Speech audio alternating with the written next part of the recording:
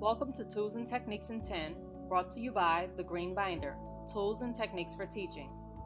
Before we begin, I'll give you a list of phrases, and I want you to use the self-reflection sheet to make notes of the thoughts or images that pop into your head. We'll then revisit your reactions at the end of this training. A student who is good in math.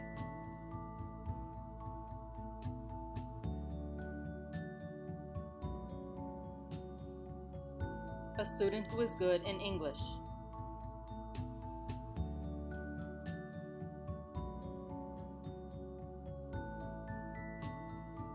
An English language learner.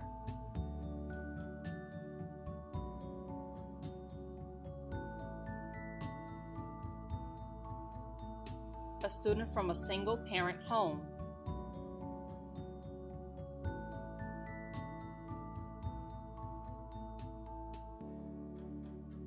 The school bully.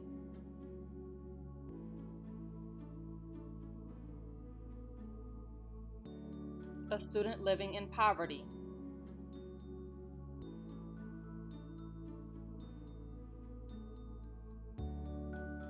A hard-working student.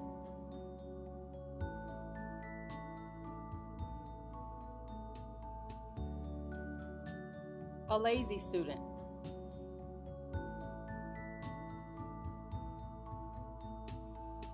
A student with a learning disability.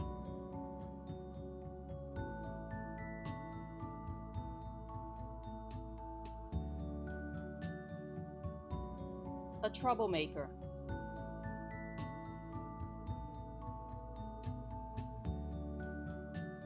An honor roll student.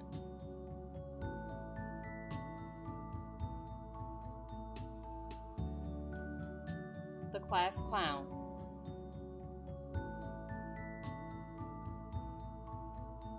As educators, we tend to think that we inherently treat all students fairly. I've heard many white teachers state that they don't see color in an effort to express the fact that they aren't racist and denounce prejudice practices. But we must remember that our background knowledge and experiences shape who we are, our reactions to and understandings of others, and trying to ignore differences only exacerbates the problems related to bias in education.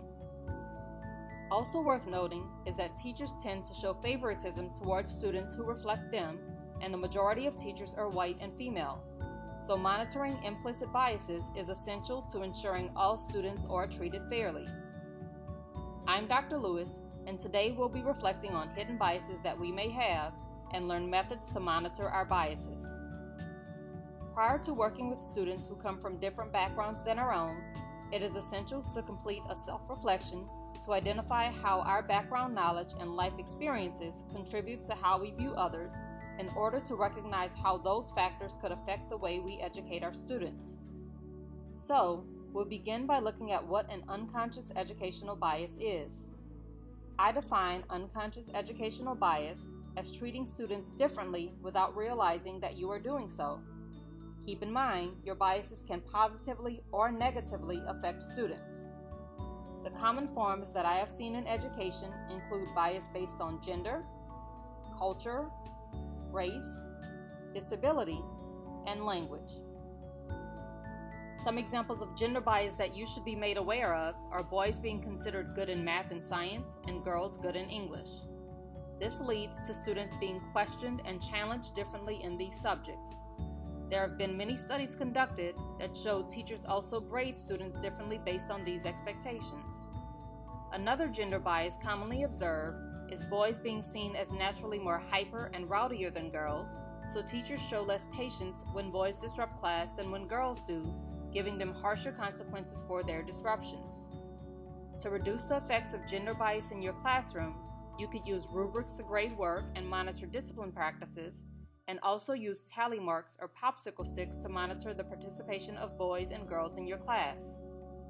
Examples of cultural bias in the classroom include expecting students to look you in the eye when they are being reprimanded because you consider it disrespectful not to.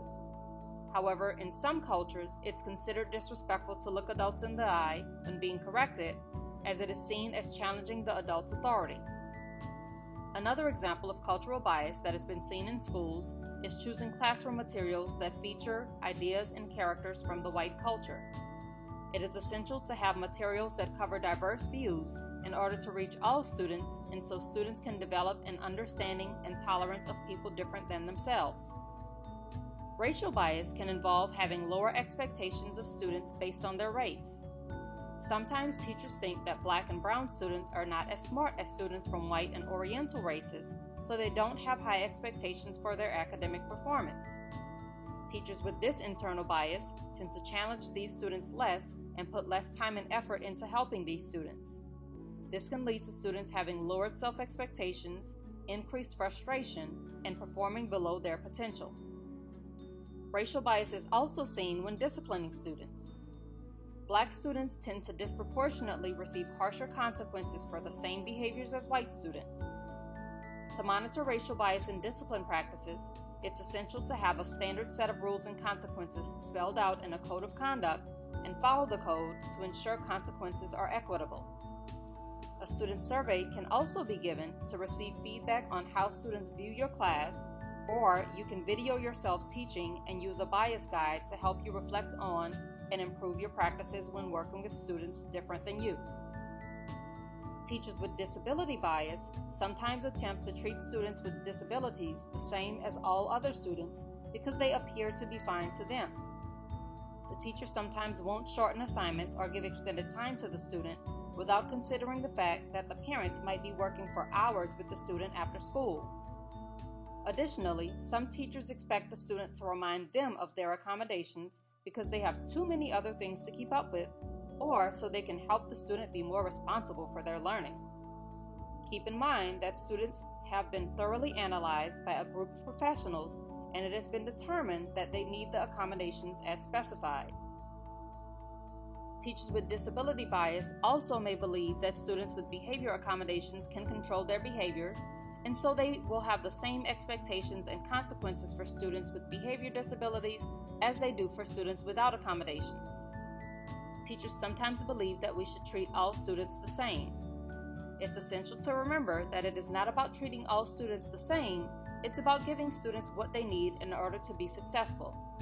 A behavior guide can be used to monitor student behaviors. Due to the increasing diversity within classrooms, the manner in which students speak is also changing. Students' native languages, accents, dialects, and the manner in which they express themselves is also becoming more diverse. Teachers with language bias many times expect students to speak the same as they do and show favoritism toward these students. Students who speak differently than what is considered traditional or proper is viewed as less intelligent, and these students are often corrected, which leads to them having lowered self-esteem and decreases the chances of them speaking and participating in class in the future. So, what do we as educators do when a student speaks differently than we do? First and foremost, we should respect the student's language and realize that just because we speak in ways that have historically been deemed acceptable, that does not mean that we are right and they are wrong. Different is just that, different. Two questions I always ask myself are these: is their message being relayed, and is the manner in which they are speaking hindering them from successfully processing the concept? If not, then you know that it's not essential to respond to the student regarding his or her language. However, it's also essential to teach students different ways of speaking in order to equip students with the tools necessary to effectively and respectfully communicate in diverse settings. But these lessons should be taught on their own as a part of their own standards within the curriculum. Now I want you to look back at the list of responses you wrote on the self-reflection sheet at the beginning of this training. Based on what you have learned, were unconscious biases involved in your reactions? Which ones? What can you do to monitor your biases in the future? Most teachers desire to be fair, however, they are unsure where to start. I've developed 5 questions that you can reflect on to regularly monitor your unconscious biases. Number 1, does the student remind you of yourself or your childhood? 2, does the student remind you of a family member? 3, does working with the student remind you of any past interactions you've had, including with other students? 4, Do you have positive or negative feelings associated with those people or experiences? And 5, is the way you interact with the student a result of those feelings and memories, or is the way you treat the student directly related to the student's behaviors and actions? Think back to a time you had difficulties working with a student. Using the reflection questions just discussed, reflect on whether the difficulties were based on the student's actions, your hidden biases, or a mixture of both. What, if anything, could you have done differently? Thank you for participating, and we'll see you next time. All forms can be found in the Resources tab of our website, www.thegreenbinder.com. If you would like the Green Binder to facilitate a training on hidden biases in your school or district, please contact us, and someone from our team will get back with you within 5 business days.